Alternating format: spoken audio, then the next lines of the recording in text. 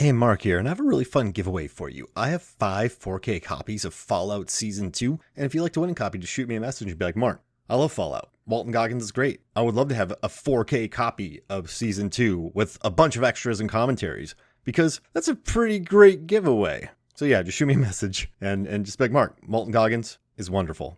He's great. Fallout Season 2 is now available in 4K Ultra HD and DVD. Based on the iconic video game series, bring home the action-packed post-apocalyptic thriller starring Walton Goggins, Ella Purnell, and Aaron Moten. In Season 2, our odd trio ventures across the wasteland in search of the ruins of New Vegas. Own Fallout Season 2 on 4K Ultra HD and Blu-ray now. Hello and welcome to Movies, Films, and Flicks. I am Mark Hoffmeyer, and joining me, Megan Hoffmeyer. Is there a new word? DJ Valentine, Billy Business, and Brendan Peters. This is Natalie Portman. This is Nathan Leahy. It's David Cross. It's Jake Lewitt. Norbert Morvan. It's Lisa Leahy. Joey Lewandowski. John Levingood. Professor Mike Dillon. Nick Riak. Niall Moore. Adam Youngblood Hunt. Eric Hoffmeyer. It's Johnny Nunn. Hello and welcome to Movies, Films, and Flicks. I am Mark Hoffmeyer, and joining me is a man who just jumped out of a speeder in Coruscant and is now free-falling his way towards an assassin. It's John Levingood. Yeah, Jedi are incredibly resistant to gravity. You've been falling for about 45 seconds now. Do you expect me to pick you up? Because I'm in and out right now. I'm relying on some really good timing is what it is. It seems to me that a Jedi would have an excellent future working as an actuary for a city, planning the timing of traffic lights in a major metropolis, because he got that just right. And also, I just think they'd be great arborists. Arborists as well. Yeah, I mean, I feel like instead of like a well-manicured topiary of creatures, it would be a pseudo well-manicured topiary of amputee creatures, just arbitrarily missing limbs. And also, too, I mean, listen, you got a tree to get cut down. I'm calling it Jedi. That's a good, easy way to do it. And then just use some force, push it one way, done. Hack it up. You don't need a chainsaw. No gas. Good for the environment. Now, I wouldn't just have like a healthy oak tree cut down. This. I'm not an animal. But yeah, if you're looking to have some lawn, if something falls or, if there's a tree that's leaning, come take care of it, Jedi. Jedi tree cutter service. What do you think? I mean, it's interesting to me that like the later into the movies we went, the more cutting power I feel like a lightsaber had. Because in the original releases, like episodes 4 to 6, yeah, like there were times where like there would be a swing and a miss and it would like cut through a piece of metal that was like, I don't know, 4 inches thick, but it was never anything significant. But then we get to like Star Wars Episode 1 and Qui-Gon just sticks it straight in to a 6 foot thick like bank vault, like Bond movie bank vault, right? And it just waits for it to superheat it all up until it all melts. And I don't know, they got a little tougher. And they're like Sonic the Hedgehog fast in Phantom Menace. Remember when they're using their lightsabers and all of a sudden they're like, zoop, they zip Right. down the hallway? I don't know. So today, John, we both love the Star Wars franchise. We've talked about it many times since 2015. You watch most of these movies probably once a year. I watch these films not that much. I could probably just watch Return of the Jedi on a loop, but I love that show. Like Andor, I just talked about on the podcast. And I wanted to cover Attack of the Clones with you because New Hope, right? Big. Empire Strikes Back, big. Force Awakens, big. Last Jedi got all the press. But I kind of feel like Attack of the Clones gets a little left out when people are talking about the franchise. It didn't make much money. Phantom Menace made close to $1 billion. This one made $656 million. Then Star Wars Episode 3, Revenge of the Sith, makes $900 million again. So it's kind of lost in the middle. I mean, it is a middle film. And, I think after Phantom Menace, George Lucas went back, rewrote the script. They went into production like 4 months. Like I think Lucas had his first draft done a few months before production started after all the edits, and they kept writing it as they went through. But it's fun. And I know a lot of people hate on Hayden Christensen's performance. There's a lot of sitting in this movie. I know people, they make fun of the sand bit. I was in the theater, John. I don't know if you remember this, but I don't think you were there. But this scene where Hayden's talking to Padme or Anakin's talking to Padme, he's like, I'm good at fixing things. And he throws something into the other room. I was in the theater and I don't know why I did it, but I went, ow. like he hit something, and the entire theater erupted in laughter, and I was so pleased with myself, John. But it's a movie that I don't mind. But it's also, I understand why it's kind of the lost film in the franchise, as much as a movie that made 656 million, not adjusted for inflation, can be the middle child in the franchise.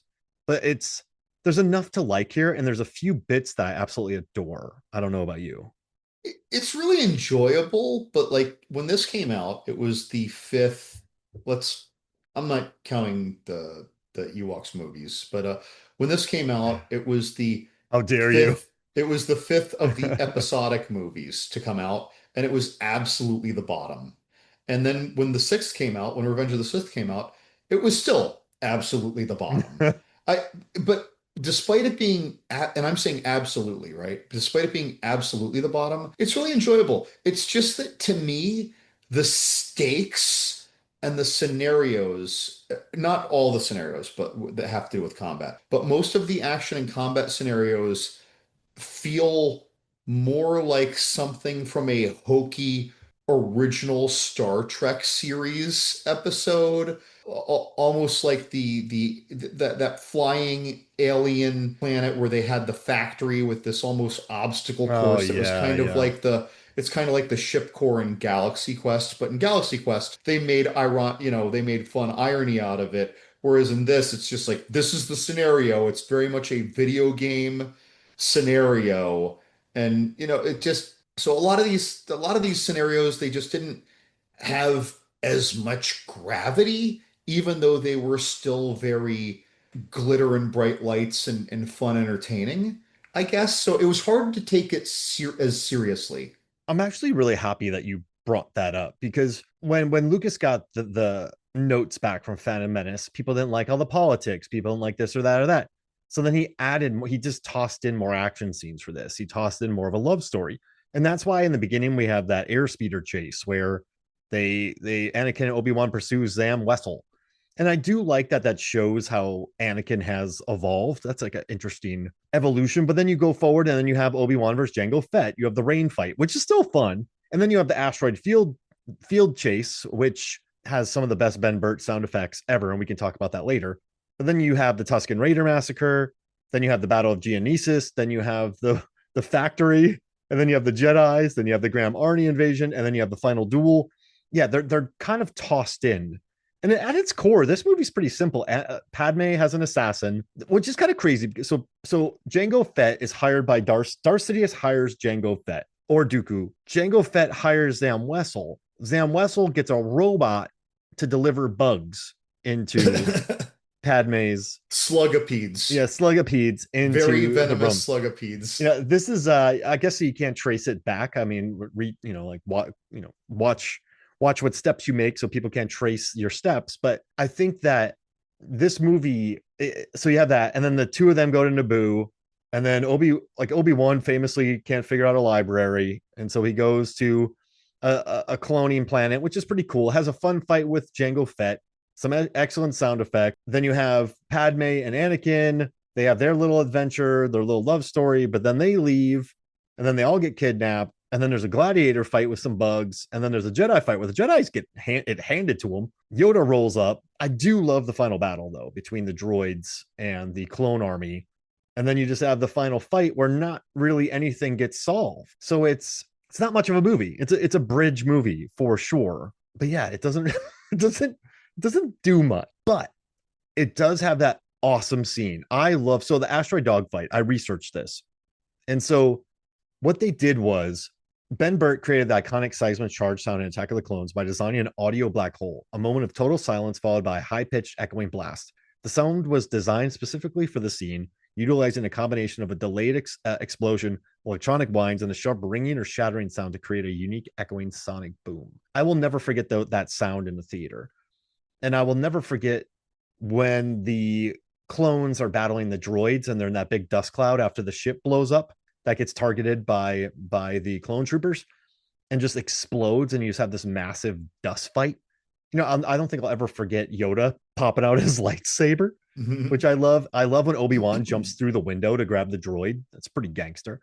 And also, I don't want to go too much into it, but the costume design is pretty great with Padme. And I just think, yeah, I don't know. There's not much to it, but there's enough moments throughout that's great. That's lovely. And also, I'm the same age as Natalie Portman, so when I was in college, this movie came out. So not now, but when I saw this when I was like, what, 22, I was like, oh my gosh. But yeah, that was more than 20 years ago. So whatever. Yeah, I don't know. There's enough moments to like, John, but it's an odd watch, but it's not a bad watch. It's funny you bring up how he took the criticism from the first movie about all the politics, and yet this movie still has every bit as much of the politics. Well, we had that trade dispute with the trade blockade. That's rather timely, isn't it? Yeah. But then like Obi-Wan just returned from a border dispute. We've been having a lot of that lately too, haven't we? Oh, I mean, and they're talking about delaying a vote. I don't know. That seems oddly parallel to today's times when there were all these like gerrymandering and vote district. It's just very funny, but how these two movies, episodes 1 and 2, all the political stuff parallels what's going on like right now in the world very much. But again, it's a lot of politics, and Jar Jar is a politician now, and Amidala is more officially a politician than she even was before. And so it's boy, and Jar Jar being a politician, that's rather timely. Not But good. Yeah. but it's all, and and the one really good politician, Amidala, like no one listens to her. So again, it's echoing a lot of reality.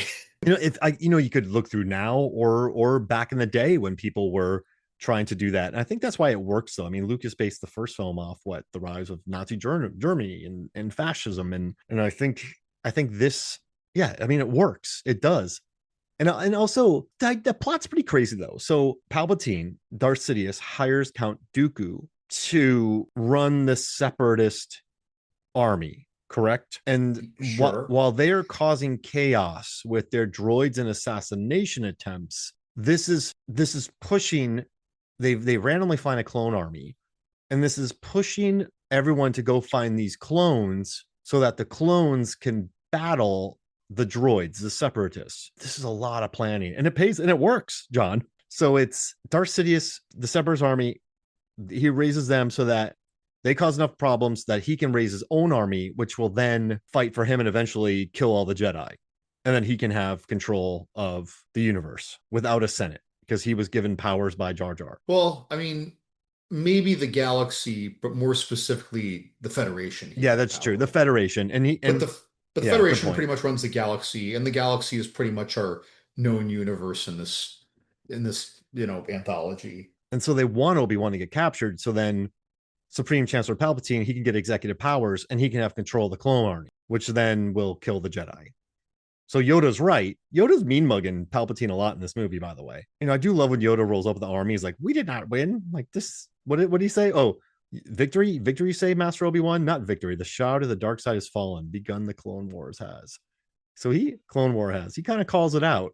So there's stuff to chew on in this movie. But it's just is there much in this movie, John? I know So that's a weird thing to say. there's not much. It's just again, I feel like the much that is present is chewed on less thoughtfully because again, a lot of our action scenes, not all of them, but a lot of our action scenes equate more to what I would describe as action antics than than scenes with Okay, stakes. can I can I So can I bring something up real quick to sure. so New Hope, right? The opening action scene. They are chasing to get the plans. This forces Leia to send the droids to the planet. They meet Luke. They have to escape the planet because people are looking for the droids. They get to space. They end up, they're like, oh, what do we do now? Oh, we have to free Leia. So they go to get Leia. They free Leia. They take Leia off planet. And then they're like, okay, this Death Star is going to destroy everything. It has already destroyed planets. Now we have to make a run on it. And then Empire Strikes Back, you have the Hoth battle, which, the rebels lose. They shoot the ion cannons. They got to escape. There's a reason for that. They're like, they get split up. And I mean, amazing action scene, And by the way. beautiful. Luke goes to Yoda. The other people, they have that awesome asteroid. They're being chased. So they're being chased through asteroids. Then they're in a giant worm, which is amazing. Then they go to Cloud City. Han gets kidnapped, but you have the action scene there. Luke shows up. Like it all makes sense. And then Return of the Jedi, I love it. They have to get Han out. Like, how are you going to get Han out of carbonite from a gangster? You figure out some plan. They escape.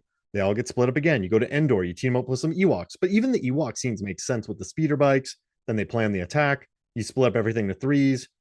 The action scenes, it's like they make sense. Like in the middle of one of them, there isn't like a stick fight between Han and a stormtrooper just to make things more entertaining. So yeah, I think in this one, you do need the action scenes. I like seeing their capabilities when they're chasing the bounty hunter. But yeah, I don't know, like to have the droid factory followed up by and I know I'm complaining about action, everybody, but whatever. The droid factory, then you have the gladiator fight, then you have the Jedi fight, then you have that fight. So you have 5 action scenes in a row, and people should love that. But I guess it's more serialized. It's more like a Flash Gordon type experience than than what we've come to expect from Star Wars. And even though we're saying that this is the worst, like our least favorite of this bunch, it's like saying I like something that's delicious more than something that's like really good. Let anybody know that I'm hating on this. I'm not hating on it. I just think the other properties are better. This movie just has a bunch. So what I'm saying with the Star Wars is I think all the action scenes led into each other and they had a reason to exist. And then this stuff is just more. It's like there's too much muchness at times, but the muchness is still entertaining. Yeah, and it's kind of funny that I just pointed out that there's 5 action scenes in a row, and it sounds like I was complaining about it. And if you think about it, if you talk about the Django stuff, you almost have like 7-8 action scenes in 45 minutes. So he did jam pack it, but I think when the action scenes are just tossed in, it feels more like filler than it does a story. So it does lag. So it's like more action scenes are cool. Yes, wait, awesome. But that doesn't make your story better. Right. I feel like the Django Obi-Wan fight, to give an example, I don't feel like that should have been a fight.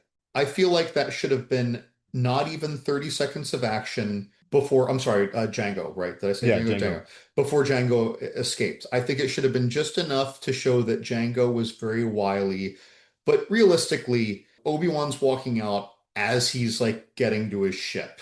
This isn't meant to be him catching him. That seemed very protracted. That fight was to Star Wars what the alley fight between Roddy Piper and David Keith was or Keith David was in They Live. Like I really enjoy the fight.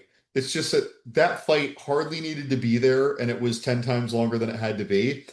But like they were legitimately, Obi-Wan and Jango Fett were rain dance breakdance fighting. They were straight up Zoolander breakdance fighting in the rain. And there's all these gags with Jango Fett's little like, shooty ropey thing. Yeah. And like one of them's falling, one's being pulled, now the other one's catching the other. Dude, there would have been so many dislocated shoulders and broken wrists. Like, I don't care if you are a Jedi. They're 2 regular dudes when it comes to those things. Like they would have been broken for life after this fight, and I'm not even talking about how their backs would feel after all those weird falls and twists that they took. It's super entertained. I was super entertained. We got to see a lot of Django's wiles. And I'll bet, by the way, that was probably part of George Lucas's, I don't want to call it an agenda, but like his idea for this is that for all those people who only saw the original Star Wars movies with their parents once or twice when they were kids, let's show them what this bounty hunter family does. Let's show them that they have all these tricks. But it also felt like that. It felt like I was forced to sit through a magic show.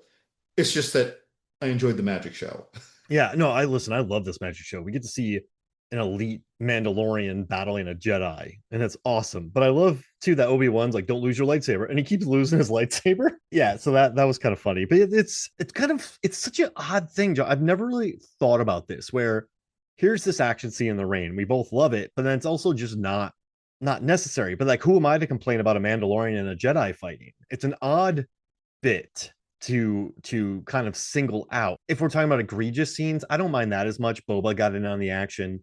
You get to see these clones. But also, I have a question. Has there ever been a movie where in an entire Star Wars, the first trilogy, we don't really learn about clones, do we? Do they ever bring up clones in the first Star Wars films? I don't think we knew much about that when George Lucas wrote those movies. I don't think there's any such inkling about it. Yeah, I mean, I don't remember that. So I know. Oh wait, Obi-Wan Oh gosh. So yes, the Clone Wars are explicitly mentioned in Star Wars: A New Hope. Oh, while the specific clone troopers are not seen or explained in the original trilogy, the conflict itself was mentioned. Oh, so Obi-Wan mentions fighting in the Clone Wars alongside Bail Organa. So it's set up. But it's just always interesting when he just Wait, goes. hold on. Do we know that was in the original cut, or was that in that redone cut that he released of the original trilogy where they added scenes? No, this seems like it was mentioned, so it's only mentioned once. So they fought alongside a series of conflicts. So, but I mean, we have that in the entire first show. This one, the second film, Obi-Wan just goes to a water planet, and there's already an entire army of clones waiting.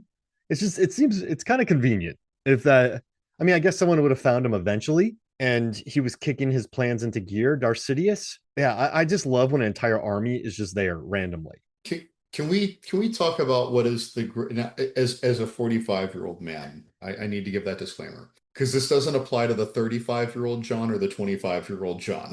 But as a 45-year-old John, my greatest suspension of disbelief is that no one in the Federation or the Jedi Council knew about this clone army, and all I can think of is budget meetings. You guys would be having budget meetings all the time.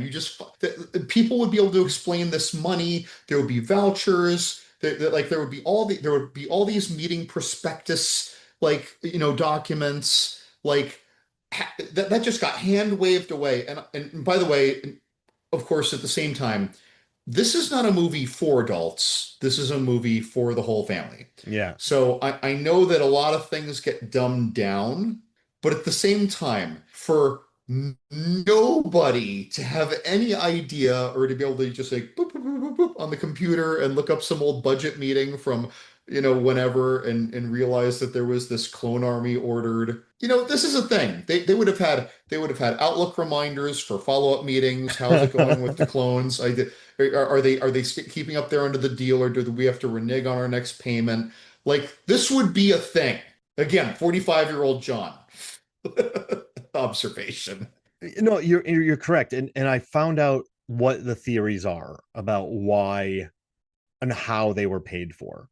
So they're saying that partly was because Darth Plagueis and Darth Sidious, they had secret accounts and manipulated intermediaries, and then they ordered in the name of Master Jedi Sifo Dyas, and then they said the massive cost was covered by transferring funds through the intergalactic banking clan and using Count Dooku's immense personal fortune. But That's a dude. Okay, but they're making him a Jeff Bezos or an Elon times Musk 40. before we ever even had a concept of a Jeff Bezos or an Elon Musk. And also, it says here, according to a detailed discussion, the Sith used a mix of forged authorizations and advance payments to Kaminoan cloner facilities. And canon explains that the Kaminoans were instructed to keep the project secret, leading to a decade of development funded in the shadows. Later, as shown on YouTube, the Republic took on the massive debt once the war began, forcing them to take loans from the banking clan. Oh, a money printing thing. You're familiar with that too. Government spending. Yeah, so it's just yeah, I still don't find it remotely feasible. I'm just saying no, because when no. that much money moves, people are looking at people with immense fortunes like Dooku. Now, don't get me wrong. Like we know when people are mega rich. If you're not mega rich, you don't fully understand how they protect their wealth, but you know that they have their wealth. So, the IRS of the galaxy. I just find it so hard to, again, kids watch this too. I need to just calm down. I pay my taxes, folks. I pay my taxes. I feel guilty when they catch me speeding. I don't get pissed off that I got caught. I'm like, oh shit, yeah, I was doing that, and I just write the check, and I don't curse anybody for being there to see that, that machine to see that I was speeding, and that mails me a ticket. I'm just saying, this is my biggest suspension of belief, even in a world of the Force. Actually, no, I have a second one. I forgot. I do have a second one. It's a biggie. Oh, what's it? Let's hear it. Okay, so this actually was a conversation. I was trying to get a listener question from a good friend and my old lab technician, Michael Bernal, if you're listening. But so we were just having a conversation, and he was saying how his biggest gripe in Star Wars was, somehow Palpatine survived when we get to the third trilogy of episodes 7 to 9. Like somehow he survived, and he's like that was just too big a reach for me. I'm like, that was your biggest reach? And I brought up to him, how about in episode 2, where Palpatine is the only alleged non-Sith or Jedi or Force-sensitive person that we've ever seen in any of the movies who talks exactly like a Jedi multiple times, where he refers specifically to comparing the power and or wisdom of Jedi 1 to Jedi 2, whereas everyone else in all these movies, if they are not at least Force touched, refers to them all as these mystical things. They're all basically equal. They only know that one is more legendary than the other in the most arbitrary sense. But it is only Palpatine who says stronger than Dooku, wiser than Master Yoda. And I think that most of the plebes otherwise who even deal with the Jedi Council just look at the Jedi. Yes, they're these mystical people with all these special powers that we don't understand. But again, like Palpatine so obviously understands it too much or understands it at all. And when he's talking to Anakin, Anakin's just such a mook. He's like, "Oh yeah, really? You think I could one day be stronger than Master Yoda? What is it, Senator Palpatine, that makes you see that in me and makes you understand that about the training and development of a Jedi?" So that to me is the biggest falling on your face like fallacy of these movies, is that Palpatine just talks about these Jedi like he has like the trading card set that lists all their powers, and nobody else who isn't a Jedi or a Sith has a damn clue. And then to which Michael Burnall said, "Oh yeah." After my, thesis bomb, right? And again, it's for kids, but this is an interesting writing decision. This is very much waving your hands at something and saying they'll never notice because we won't tell them to notice. But you watch it 89 times, and then once you think about it for a podcast and you think even more critically, that's when we notice these things. And just this new trilogy introduces the midi-chlorians. It introduces a lot into the lore, and also Darth Sidious just mentioning Jedi's like playing cards. Oh, I like that. That's a good one. Yeah, there's so many fallacies though.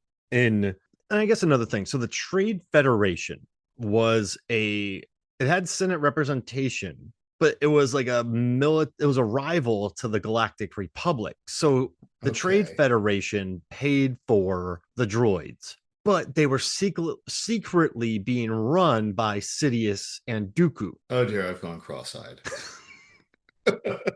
Listen, guys. Here's the thing. I think John. I hate speaking for you, but we've watched these Star Wars movies for a very long time. Return of the Jedi is probably one of my favorite movies ever.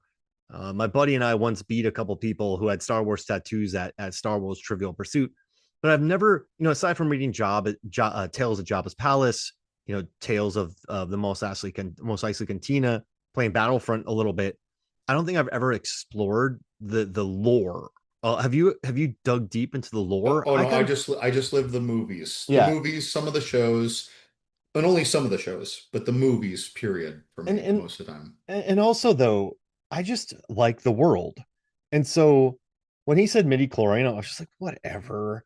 When people didn't like the green screen acting, I'm like, they're in front of blue screens. This is new. This is new technology. Of course, it's a little flat. Who cares? So I guess I've just never explored who was paying for what, and what was paying for who, and who was paying for who, How? and and I just like the ride.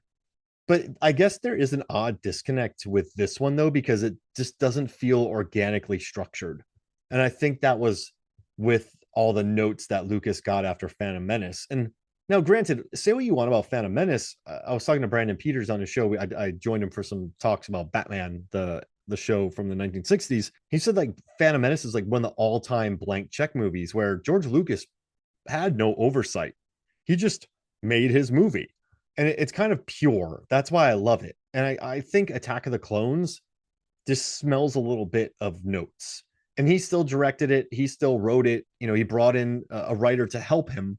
But I think this is still a neat. I don't know. It just doesn't have that flow to it.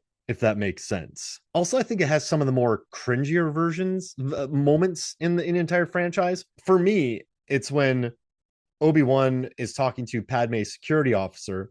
He goes, I hope he doesn't get in any trouble. And then he goes, I'd be worried about her. And you're just going, oh no. I don't know. It's an odd one, John, but I still kind of love it. I just don't think it has the flow to it. And there's really no emotions to be had, correct? Because, 10 years go on, you have this relationship between Padme and I mean, Anakin. don't get me wrong. If you're an angsty teen, Yeah. if you're like in that, hell, I'll even call it 12 to 22 range, where you can be a lot more struck by Lovelorn. I feel like there's a lot of relatability to Anakin for that, and Mm-hmm. and being older, thinking back to that. Although as an adult, I find it more annoying, but I still relate to it. So like, there's that. But yeah, it's not as pleasant. I don't know what word I'm looking for. It's not as satisfying. It's not as cathartic. Mm-hmm. Yeah, there's not much. I mean, I guess we know what has to happen. But I will say one thing that made the movie more enjoyable is I read a meme recently where it's like Padme decided to break up with Anakin wearing the like The craziest the outfit hottest ever. outfit that she ever wears in the whole trilogy. Yes, Yeah. exactly. I got a good laugh from that one. Normally I don't laugh. Like normally I don't really seek these things out, but I saw it one day and I think I sent it to you. I'm like, that's actually pretty It's funny. interesting. So in this particular movie, like she wears the at least three most sexualized outfits that she would wear in the whole trilogy because she has her breakup outfit.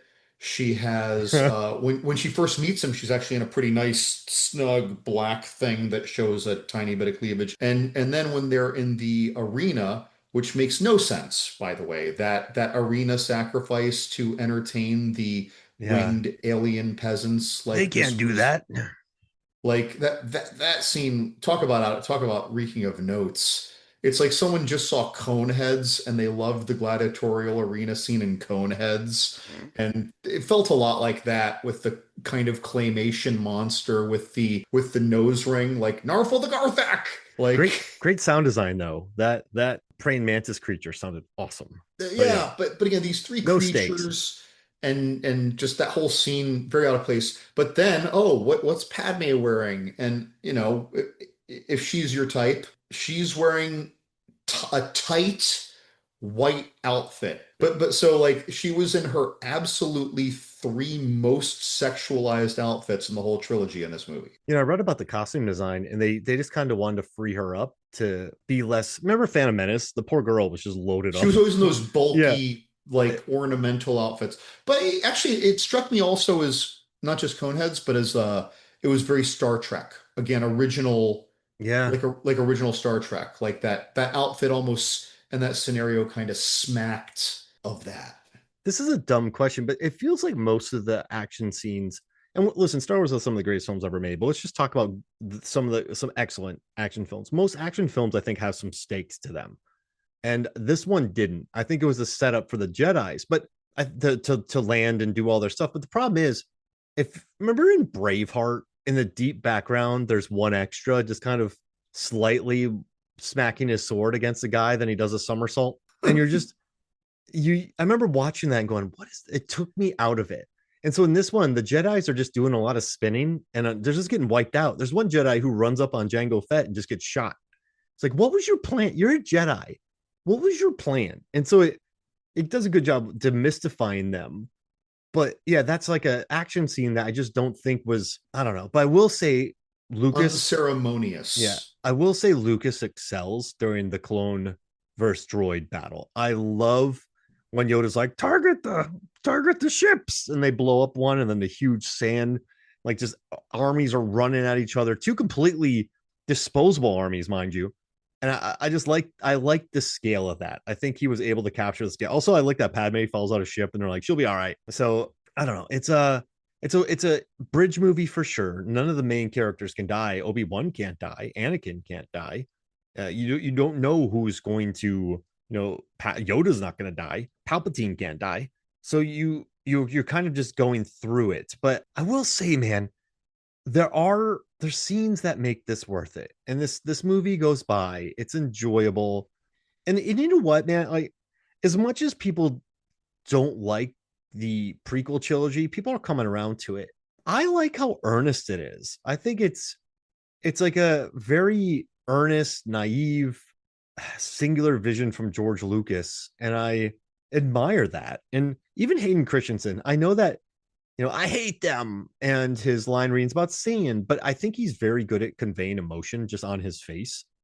You can tell that he has a very emotive quality to him. Did you mind Hayden Christensen when you saw this in theaters? I thought he was more annoying when I was younger, and actually, like, as I got older, I just kind of like, oh, I get it. Like, I understand the role of this. And Obi's on him all the time, just constant lessons. You can see him rebelling from that, can't you? Do you think does Obi-Wan succeed? Like, is he a good? But he wasn't. Wait, was he ready to have a youngling?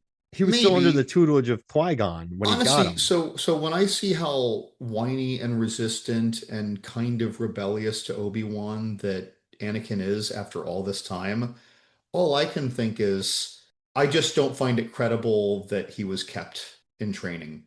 Yeah, No, and I'm not kidding. I always yeah. I thought it for a long time. Like he did, it's like he's so indignant sometimes. I don't believe for a second he would have been kept in training this long. He would have been dismissed. Yeah, we were doing this in another system, and you did the same thing. They have it's not a Padawan and what's the word? Oh gosh, Master? master.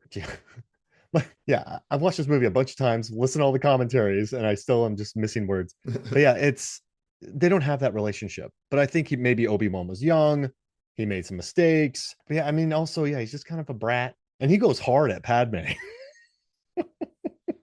I kind of love it though. He's like just super emo in the beginning, and I kind of like that. But she's like, stop staring at me, like this. But I don't think that's Lucas's strength, man. I think Lucas's strength is like world building, and I think his strength is the Rancor scene in Return of the Jedi, or the gorgeous visuals. Even just bringing in amazing collaborators. I mean, on this one, he had ILM, he had Ben Burt. They tried a new thing with digital filming right here. The frame rate was different. I think it was him playing around with stuff and bringing in some good collaborators. So I don't know. I don't think I ever held ill will towards the prequels, but I Oh, I was understand that they're flawed, but I still find them very likable despite themselves. yeah, honestly, I think that it's just easier to criticize the prequel trilogy than the original trilogy. But the Yeah. original trilogy, if we really sit here and break down some of the writing, it's not like we're comparing Shakespeare to a middle Yeah. schooler who got a C in English. Like it was never really high tier to begin with in terms of writing. It's just that the ideas were so new and fantastic and like it's like who cares? But now we roll forward, 30 years to episode one's release and Star Wars is just so known, and it was what brought us that it's easier to criticize. But I think it's there. And also too, you and I were at Comic Cons and we saw, Jake Lloyd. We saw some of these actors who just got pummeled after these movies. And I remember one time in line, a guy was like rude to Jake Lloyd about his performance in Attack of the, in Phantom Menace. And then he had a lot of problems later on with like, schizophrenia, but he was definitely bothered by that. So I just watched these fans kind of go at Jake Lloyd for that. What I did this 15 years later, 12 years later. So I don't know. I don't know. I guess I just make excuses for the friend, like the prequel trilogy, or I don't know. I think they're fun. I, You brought up some of the scenes that were like better or like that make the movie. For me, episode one, that's the Darth Maul fight. I think yeah, that's it for a lot of people, and the right? Clone War, yeah, yeah, or And likewise in this one, it's not analogous, even though I'm bringing up another fight. It's not the Yodo Dooku fight because it's another fight. It's because even as kids, me and my cousins would say like, "Oh my God, like Yoda was a Jedi." At some point, like that little dude fought. Like, what did it look like when that little pygmy fought, like a grown adult with, reach, if you will. You know what I mean? Like how does that work? And so when we see Yoda fight, I'm not even thinking, oh my God, Yoda's about to fight. How does he fight? I'm instead thinking, we get to see Yoda fight. It doesn't even matter what the result is. Like it was just so, and then we see immediately that he's essentially using the Force actively, like with concentration, if you will, to remove his senescent physical weaknesses. All of a sudden, he doesn't need his cane. He drops his cane, stands up straight, holds out his hand, draws the lightsaber, takes a stance, and then he starts flipping, like a ninja on steroids, right? But that aside, it's just the fact that he used the Force to remove his aged weaknesses.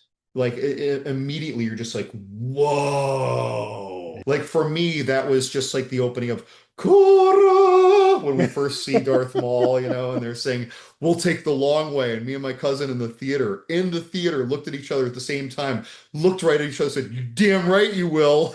That was amazing. And also in Phantom Menace, we love the underwater scene. We've talked about that a lot. I like the brief sand skirmish in the desert. I like the pod racing scene because the sound is incredible in it. So I think Phantom Menace I adore There's a because lot of of, great scenes in Phantom yeah, Menace, yeah. and I think Attack of the Clones and even Revenge of the Sith, the opening sky battle, that's just incredible when like Anakin and Obi-Wan are flying around the final fight. There's yeah, I think what makes the prequels fun for me are the moments, not exactly the story. I guess the story makes sense, but it's just more of a that's awesome or that looked great or that's cool. And I think, and also too, I don't know if you remember this when it came out in theaters, but there's a lot of buzz about Attack of the Clones because it was the first major blockbuster to employ the first digital cinema camera. So they didn't use 35 millimeter on this. They came up with a video based system, which I thought was cool. And then I remember it was big news in theaters because they had to put in hard drives to screen the movie. So I thought that was pretty cool. Like I remember that, and I kind of like that George Lucas was pushing technology, and I don't think he was successful as Cameron was with, say, Avatar, but I don't know. I just thought it was cool. I don't know. I keep saying I thought it was cool, and that's not a intelligent or in-depth review, but Attack of the Clones is not that movie. I guess, yeah, it's would you give it a fresh or rotten score? Oh, well, I guess I give it a fresh, like just because I like it, I enjoy it. It's entertaining. So right now it has a 62% score, and on IMDb it's 6.6. Letterbox is 3.1. That feels right. Sure, But I it's don't think fine. you could say I think if someone wrote 100 reasons why Attack of the Clones is the best Star Wars movie, I wouldn't read it. Oh, wouldn't even humor it But because it would just be someone. As far as I'm concerned, without even reading, I'd just be like, I'm certain that's clickbait, and I'm never looking at it. and there's also interesting things within the Star Wars universe where I'm sure this movie got a lot of hate, but then there was a lot of people who were like, "No, it's great. You don't understand." But I think there's a nice middle ground where it's yeah, it's clunky, but there's a rain fight between a Mandalorian and a Jedi. There's some awesome Ben Burt special effects. The digital camera work is interesting. They have some neat moments. Mace Windu kills Django. Like at least Sam Jackson got something to do. So it's a good bridge movie. I'm sure we could explore the lore more about Palpatine's how he governed all of this and planned all of this, and Dooku planned all of this. Also, how did Count Dooku hit for you? Because sometimes like late additions, just I don't know if he hit all that much. Like I love Christopher Lee, he just sort of pops up, and you I, don't th quite know. I think that he was fine, and I like the just for me, us at our age at the time, like I knew Christopher Lee from classic horror, even if I didn't watch most of his movies. Yeah, Lord of the So Rings. he brought some gravitas, so it was a good casting, if you will. Like just the person to be that role, like it couldn't be someone I hadn't heard of. Then it would have fallen apart for me. So because I knew him and there was that gravitas, I think that helped. Some of his lines did him no favors. This is another thing, we talk about, you mentioned the midichlorian thing. By the way, midichlorian, mitochondria, and like chloroplast Both of those things have their own genomes in plants and humans. So like they literally took something that is hypothesized in evolution to be have been its own organism that later combined with multicellular organisms to create a greater organism.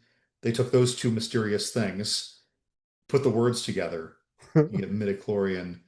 So I don't think that was a coincidence. No, no. But I wonder if George Lucas saw a couple episodes of Dragon Ball Z and liked that they had goggles that showed their power levels, because not only was Palpatine making multiple comments about like comparing like the strongest and the wisest of the Jedi, you know what I mean? Hmm. Like again, like he had the trading cards and it showed like back when I had the Marvel trading cards and it would be like Wolverine, strength 3 out of 5, endurance 5 out of 5. Like you did get a score. Like it's like he knew it. And in Dragon Ball Z, everyone has a power score. Hmm. They'd be like, "Oh my God, Vegeta has come back He disappeared for a year with and a he power trained. score of over 10 million. I only have 2 million. He's going to kick my butt." So in this, why is it that he and Yoda exchange force electricity for like a few seconds and he immediately gauges, immediately. Like there's no endurance to it. I can see that we will not solve this dispute with our knowledge of the force. Like clearly we are equal Yeah. with the because we both have force electricity. We've seen a lot of force electricity, folks. I don't believe it's all equal. Like I don't. But that aside, so you said, we're gonna have to rely on our knowledge of a lightsaber, right? But there's more than one statement like that in this trilogy Yeah. where they meet, they show some sign of power, and it's immediately just gauged, I can see that we're the same level. You've been training. Like I recognize your level, we're the same level. It's like, how do you where's this coming from? That would be like at the end of one round of boxing, if neither dude is bloody or exhausted, be like, "Pfft, well, boxing isn't gonna solve this dispute." Hammers. Like, right? No, you just keep going and we're gonna figure this out. It's not like you're just gonna sit there in a permanent stalemate. That just, I think that's smart because, you know, force electricity costs money. And this was '04, so they didn't want to shoot too much more. What Well, did there's you a think lot of about? CGI with those Oh flips. yeah, what did you think about CGI or VFX Yoda? I didn't mind it. I enjoyed it. I Yeah, enjoyed it. It was highly redundant what Yoda was doing, but again, like I was so euphoric with seeing Yoda in battle. Like in my head, the only way I would ever see Yoda in combat is if they showed me something where it was, when he was 300 years younger or 500 years younger or whatever. So to me, like that was something that I, as a Star Wars fan, and like whatever this was, 2003, two or so, two, one, two, three.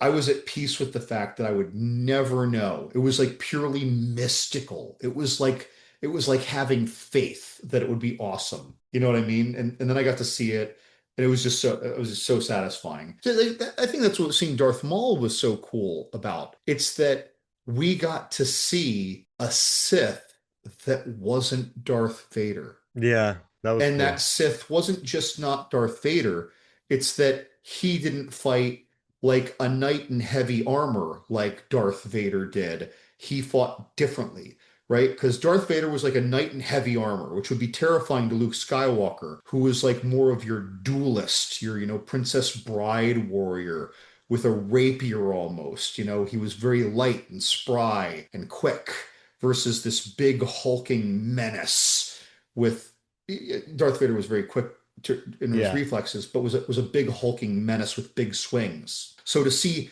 then yeah, Ray Park, wonderful choice, right? We have wushu on our side and Chinese theater acrobatics, but like to see this new different Sith was so magical. It was just so exciting. So it's so cool to see these things which at the time we only had one piece of iconography for, and that's where that's where yeah, this lowest of these movies at the time for me gets to shine is that it does get to bring new versions of iconography to me. And yeah, we're at a point now though where we've seen enough of them and it's getting harder and harder to impress, right?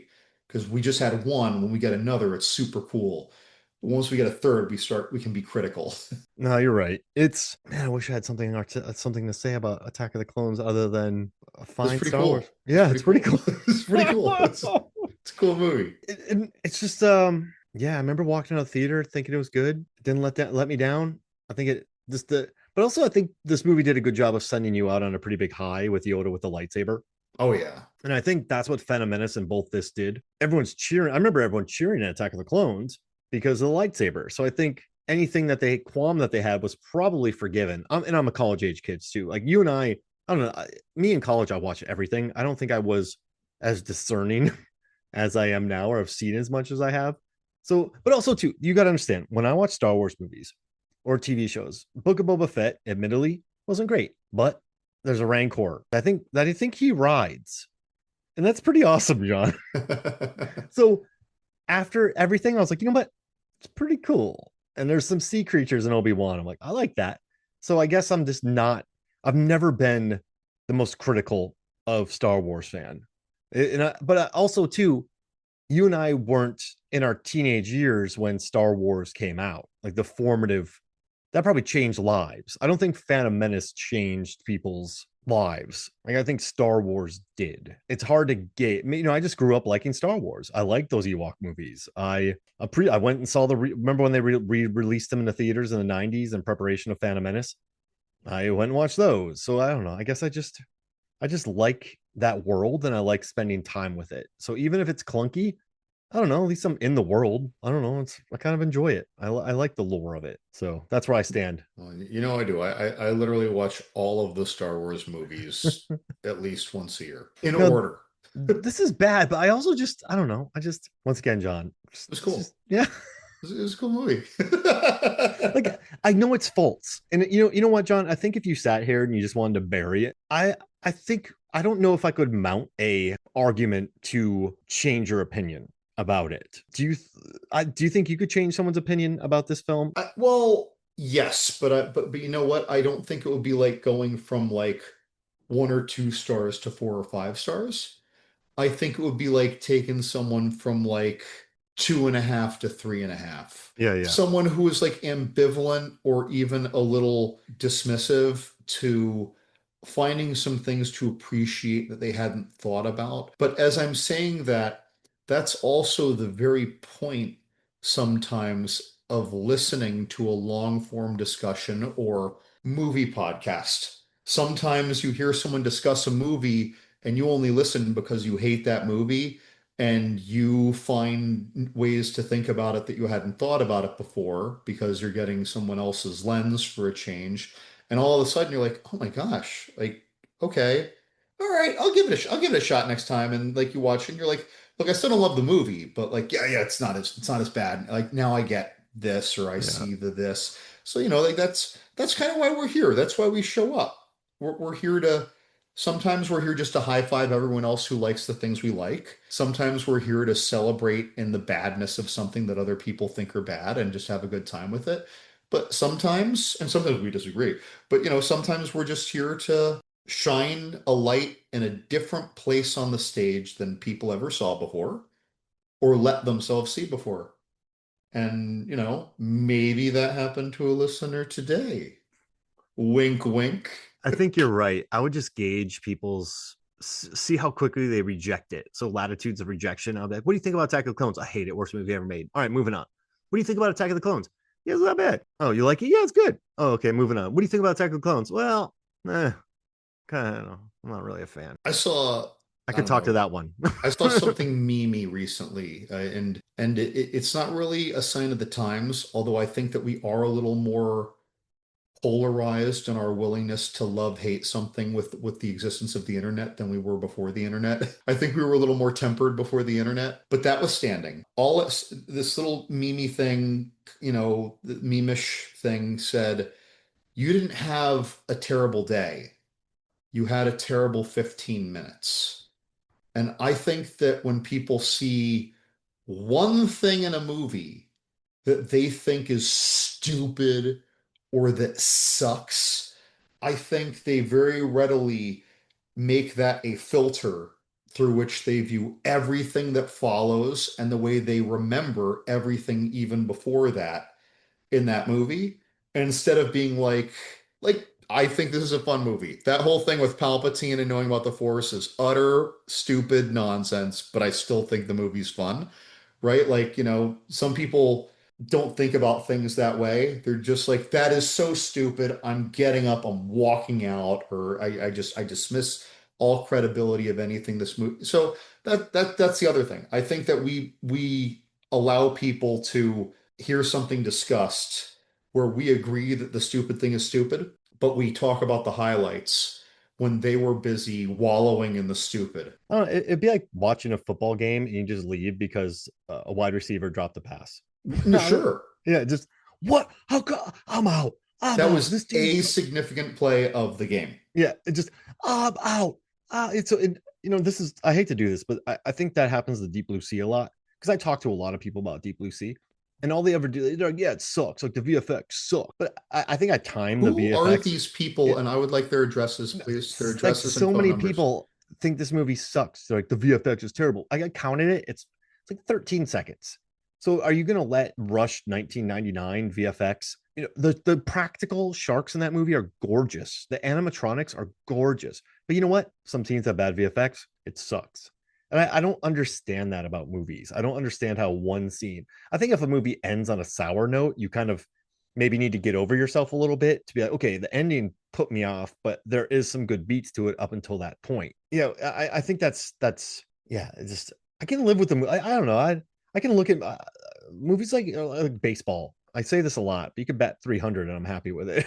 So it's yeah, not everything's 10 out of 10. And I think sometimes the flaws give the movies more personality. I think some of the worst movies I've ever watched are the ones that are just bland. They're just fine. And I think those are the hardest movies to talk about too. When you're like, yeah, what'd you think about the movie? It was good. I know I keep saying about this, but yeah, it was fine. Like, yeah, this made sense. This was good. It was good. And so you're not excited to talk about it. It's like workman like. And I think Attack of the Clone, there's a lot there to, it's been memed into oblivion. I think there's a lot there to talk about. And I think it stayed in, even though it's the middle child of this trilogy, yeah, I think there's still a lot to like. And I can't just disregard it because of that. So yeah, I don't know if I'd want to live like that either. Just that movie had one bad scene. It sucks. I wouldn't. By the way, I checked my direct messages. You still haven't sent me the addresses and phone numbers of the people who criticized the Deep Blue Sea visual effects. They're on their way. But yeah, everyone just like, yeah, the visual effects suck. I don't But think they did. but even if you do the math, it's like 13 seconds. So I mean, I it's don't not think they're bad. bad. I objectively do not Yeah. think they're bad, though. But you know how many people think that movie is so bad it's good? But I think that movie's good. It's so good it's good. I think Attack of the Clones, it's clunky, but I think it was the result of a man who got hurt by notes from the first film, made some adjustments, went in without a final script, but he made something really propulsive and cheeky and more akin to like a serialized adventure film than a Star Wars film. But there's a lot to like there. And even though I won't, I don't think I could change anybody's opinion over it, I can still watch it and enjoy it. And so I would watch this over Rise of Skywalker. I wouldn't. You like Rise of Skywalker? This is absolutely my lowest of the 9 What's your episodes. rankings Tough to say, with but Solo and Rogue One? well, oh no, I'm sorry. I said of the 9 episodes though. Yeah. Solo is my least. If Okay. Solo and Rogue One were like two more, so we had 11 episodes, then Rogue One is probably in like a four-way tie for best. Empire Strikes Back, Return of the Jedi, New Hope, Phantom Menace, that. So really, the whole original trilogy, Phantom Menace and Rogue One. And Phantom Menace is more for like the nostalgia tickles I got of seeing new versions of things. But they did a good job, I think. It was a little hokey, but still. But Solo, boy. So I was saying originally that this is Attack of the Clones is my lowest of the 9. Solo so far below that out of the 11. Like out of the 11 episodes, if we're calling it 11, Solo is number 28. Like I despise that movie. there's some scenes I can enjoy. I still watch it. I want to be clear though, when I do my rewatch of all the Star Wars movies, I still include it. So I don't like hate the movie necessarily. I hate it with respect to the other ones. I feel like it's just so far off that it bothers me, you know? But if that was the only Star Wars movie that existed and we didn't have all this other great sci-fi around at the time, I'd probably be like, yeah, I like this. It's good. It's cool. Yeah, my rankings, the first three are the like 4, 5, and 6 are my 1, 2, and 3. 3, 2, and 1, or 2, 1, 3. Two, Interchange one, them. three, or two, 3, 1, I think I do. I think I would start with 3. If we're talking favorites, I'm going 3. Then I'll go 1, 2. And then if we're still talking favorites, I'll probably go Phantom Menace, Revenge of the Sith. Then I'll go Last Jedi. Oh, man, I just don't like the new trilogy, man. Then I'll do Attack of the Clones. Then I'll do Force Awakens. Then I'll do Rise of Skywalker. Then Solo. I'd say The Force Awakens would be my number 9 out of 11. Yeah, because However, episodes 8 and 9 I quite liked more than episode 2. Force Awakens is a remake, so I just don't know what to It's a make of fan that. film. Yeah, yeah, and then Last Jedi, it's like Ryan Johnson's like, "What'd you give me? I'm just gonna do Honestly, I this." like it. I Yeah, like how that like literally steeps into Hellraiser at the end. Like it wanders into a batshit that I kind of it's kind of like everyone else and like you were like, what the hell is happening? And I'm on a good acid trip and I'm like, what the hell is happening? it's just an interesting film. Just so yeah, then Last Jedi, and then Rise of Skywalker. It's just an odd one because, but see, so the problem is, I could watch. I don't. It's not like I could watch Rise of Skywalker because it's so fast. There's so little time for anything that it's very propulsive. And you're just like, oh, yeah, that's cool, whatever. It looks pretty. It plays in front of me. Even Solo, there's enough to like there. So yeah, even if I put one at 11, I could, like you said, I would still watch it. I wouldn't pretend it doesn't exist. If someone said, Mark, go direct a Star Wars film, they would all still be canon. I would probably, destroy the franchise, but let me direct. But I that's my would like ranking. another Star Wars movie in the tone of Rogue One. I'd love that. I would too. That More was Andor. it was so mature. I get that it goes away from the family viewing, but it was so mature. It was the Saving Private Ryan of a space warscape. Like it just hit so well Yeah, I agree. for me. I agree. Movie rules. Well, we did it, John. We talked about a decent movie On, by the way, not released this date, but on May the we are 4th. discussing this on May the 4th Yeah, right now. I'm glad this worked out. And I wish I could be more articulate with this film, but I don't think it's an articulate film. And I don't think there's much to argue for, and I don't think there's much to argue against. I think if anything, I just understand how this movie got made and why George made it and what happened. So it's a movie I understand, still appreciate it, but I don't think there's much to be said in regards to like a defense. I don't need to I don't need to just dig down and defend this movie. But I don't, and I also don't need to praise it, but I think we're just saying, what is it, John? It's cool. It's cool. And your voice goes up when you say it. Like, it's It's cool. cool. It's It's cool. cool. It's good. It's good. It's good. It's like, do you like episode 2? That's cool. It's good. It's good. I think and that's the problem. I think the first one, there's some interesting themes. I just don't know what the themes are in this one. I know people would complain, but I mean, I don't know. I think just complaining about Anakin is boring. Like that's not what I'm interested in. And that doesn't mean I don't think anything's clunky. It's just not. It That's all I doesn't got. feel good to complain about Anakin. How about that? Even if all of your criticisms are founded, it doesn't feel good. No. And does the world even need that? Like everyone has their so many people have made their thoughts about this movie. I kind of wanted to just chat with you about it. I don't have an agenda. I don't think I've ever had an agenda. I think I have a little bit of agenda towards the newer trilogy because I just find it mind-boggling that they went in with 3 different directors and 3 different scripts. Like, that's just the craziest thing to me. But I think people learn from it. And I think that some interesting things came out of it and some good performances and some, pretty funny moments. And a lot of Russian bots had a good time with Last Jedi. But yeah, it's the uneven franchise. Even when George directed people had to come in and help him out with it.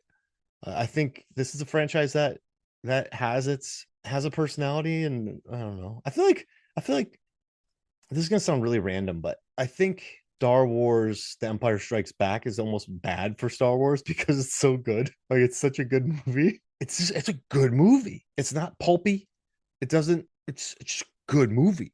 So I think when you're talking about Star Wars, everyone's like, yeah, but Empire Strikes Back. But then there's just all these other really random properties that make it up. Like it's a very uneven franchise. But you can't compare everything to the greatness of Empire Strikes Back as far as being a tight movie and smart movie and great looking movie. So yeah, it was good and bad for the franchise. If that makes sense, I don't know if that makes sense. Hey, I a don't think great it's movie was bad for the bad. franchise. It just creates it creates A boring a, argument. a polarized standard. There it is. It's like, hey, Revenge of the Sith isn't as good as Empire Strikes Back. I'm like, yeah, but what is? Right. What is? What? Like New Hope's good. It's a hero's journey. It looks gorgeous. Introduces a neat world. But then, yeah, Empire Strikes Back's like the mature adult of the franchise. So yeah, it just set an interesting standard. All right, I gotta get you out of here, John. Any final thoughts about this movie? Boy, I think we've milked every thought I have, just like Mark Hamill did that sea cow in the final trilogy. Milk's good. Some people are like, Ryan Johnson did that on purpose to show that Star Wars was milking people for money. I'm like, that's the dumbest thing I've ever read. I think it was just a funny scene about him being self-sufficient. Maybe I haven't thought about the Star Wars franchise so like deeply, because I just don't want to be the person that makes those crazy fan theories. Oh man, Phantom Menace had the always a bigger fish scene so that George Lucas could show the depth that these movies had reached, while still showing that even though he had the original trilogy, there's always a bigger conquest to be found. Yeah, I can do that too. I can make ridiculous metaphorical comparisons as well. I do love the Jar Jar theory that he was a Sith, but other than that, all the other theories, not a fan. Dude, maybe episode 10 will show us. Please, please, please, please. All right, John. So find John at John's Horror Corner on Instagram, Twitter, anywhere that we know how to use, which is the same threads: Instagram, Facebook, Twitter, X. And then go to Movies, Films, and Flicks, go to John's Horror Corner and check out all his horror reviews. Are you writing a Primate review? I don't know. I'm a little conflicted about that because I feel like It's good. it is. It is. And I have things to say about Primate. Mark is bringing that up because I watched that because there was recently, although at this point of release, maybe a month ago, as you're listening to there was a there was a movie Souls and Flicks giveaway. So I'm like, I gotta watch this movie. And I was very pleased with it. But I don't know. When I don't get to wax poetic or just fanboy about something, it's a little harder for me to compete with the deluge of reviews that come out about a new movie, you know? Yeah, no, I So, got you. Yeah, so time is I, valuable. Is right about what you want. I don't know. I think it'd just get lost in the ether. And so when I watch it again in 2 to 5 years, that's when I would review it. I might do a mini review, like mini reviews. Primate. It's good. It's effective. It's good. It's good. It's good, man. In It's good. parentheses, high voice. And the world needs more of them. Yeah. All right. Thank you for joining me, John. This is wonderful. And yeah, for me, Mark Hoffmeyer, for John Lovingood, this is Movies, Films, and Flicks. We'll see you next week.